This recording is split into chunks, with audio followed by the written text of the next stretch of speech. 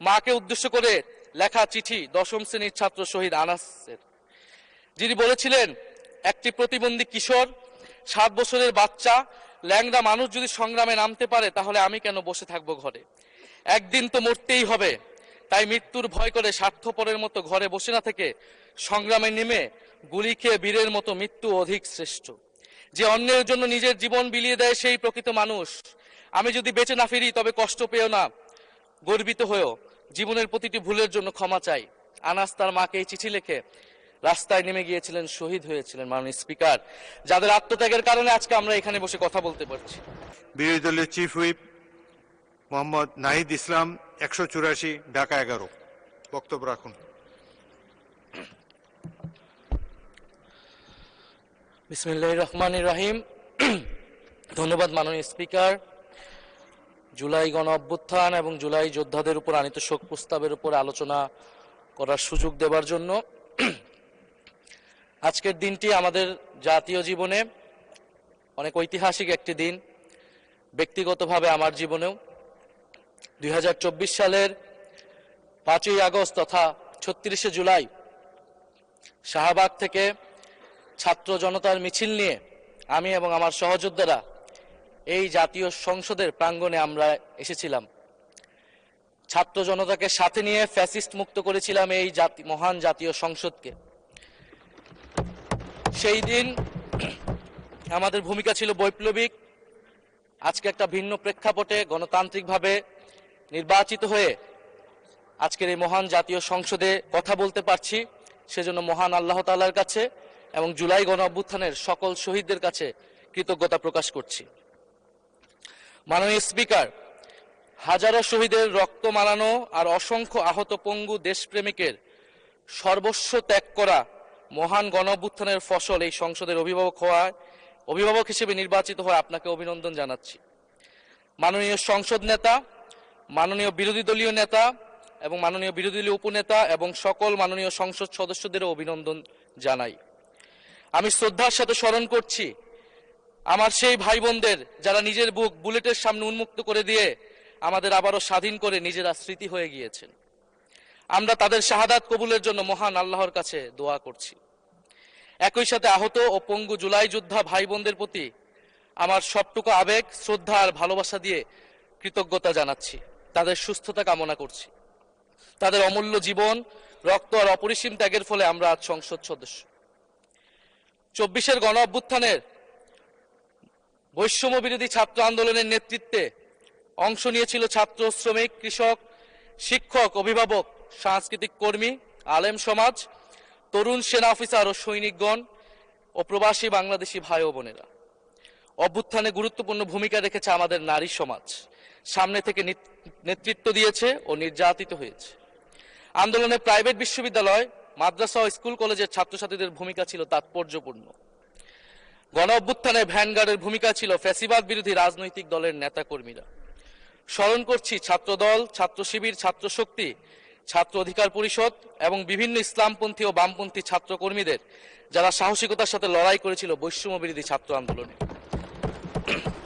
মাননীয় স্পিকার, 24 মানে কেবল 24 না, এর পিছনে রয়েছে বিশাল প্রেক্ষাপট।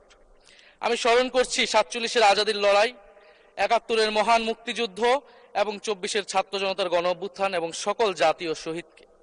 এ সকল ঐতিহাসিক জাতীয় সংগ্রামের ধারাবাহিকতায় আজকের বাংলাদেশ গৌরব নিয়ে দাঁড়িয়ে আছে। স্মরণ করছি পিলখানা হত্যাকাণ্ডের শহীদ, শাপলা হত্যাকাণ্ডের শহীদ, মোদী বিরোধী হত্যাকাণ্ডের শহীদ, ফ্যাসিস্ট আমলে গুম হওয়া ব্যক্তিদের স্মরণ করছি।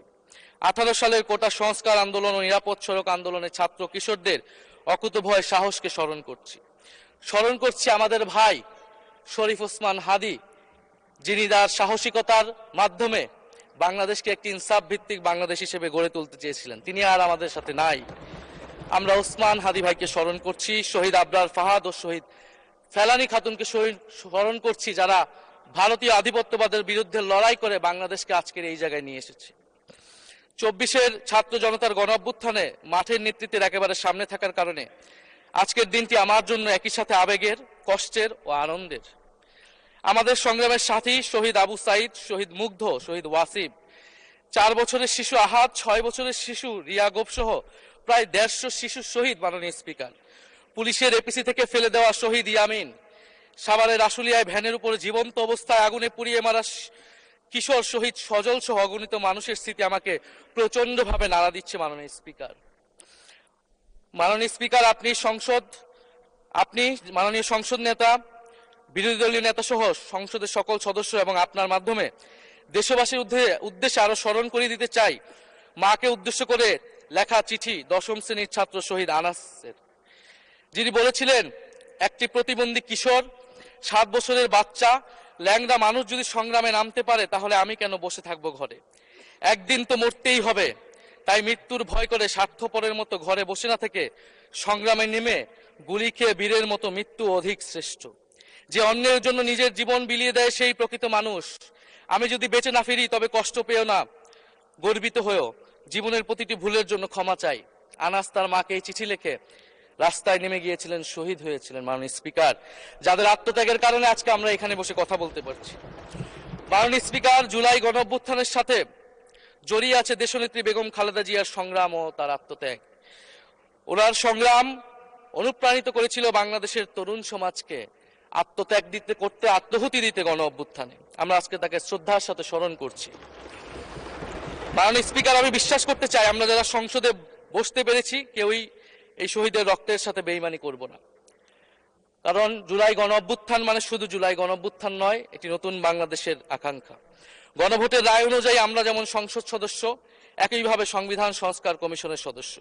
আমাদের সরকারি দলের বন্ধুরা অবিলম্বে সংবিধান সংস্কার কমিশনের সদস্য হিসেবে শপথ নেবেন বলেই আমরা বিশ্বাস করি। আমরা একই সাথে গণতান্ত্রিক সংস্কারগুলো সাধন করতে চাই। 70% মানুষ গণভোটে তাদের রায় জানিয়ে দিয়েছে। মাননীয় স্পিকার, গণতন্ত্রে জনতার রায় সার্বভৌম, তার উপর কোনো আইন বা বিধান চলতে পারে না।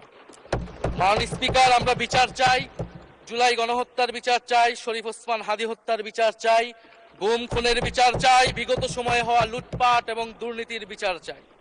জুলাই মানেই নতুন বন্দোবস্ত, গণতান্ত্রিক অন্তর্ভুক্তিমূলক বৈষম্যহীন দেশ। জুলাই মানে আধিপত্যবাদ মুক্ত, ফ্যাসিস্ট মুক্ত দেশ। জুলাই মানে মানবিক মর্যাদা ও দায় ও দরদের বাংলাদেশ। মাননীয় স্পিকার, আমি শেষ করব একটি কথা বলেই। আজকে সবাই এক বাক্যে স্বীকার করে নিয়েছেন যে জুলাই গণ অভ্যুত্থানের শহীদদের কারণে আমরা এই মহান সংসদে বসতে পেরেছি এবং এই মহান সংসদে আমরা সকলেই ফ্যাসিবাদ মুক্ত, ফ্যাসিবাদ বিরোধী লড়াইয়ের সৈনিকেরা এখানে আসিছি। আপনার প্রতি নিবেদন থাকবে, কোনো ফ্যাসিস্ট তার দোসর যাতে আজকের এই মহান সংসদে বক্তব্য দিয়ে সংসদকে কলুষিত করতে না পারে। আমরা ফ্যাসিস্ট মুক্ত, আমরা ফ্যাসিবাদের দোসর মুক্ত জাতীয় সংসদ চাই। মাননীয় স্পিকার, আপনাকে ধন্যবাদ। ইনকিলাব জিন্দাবাদ। ধন্যবাদ মাননীয় বিরোধী দলীয় চিফ হুইপ।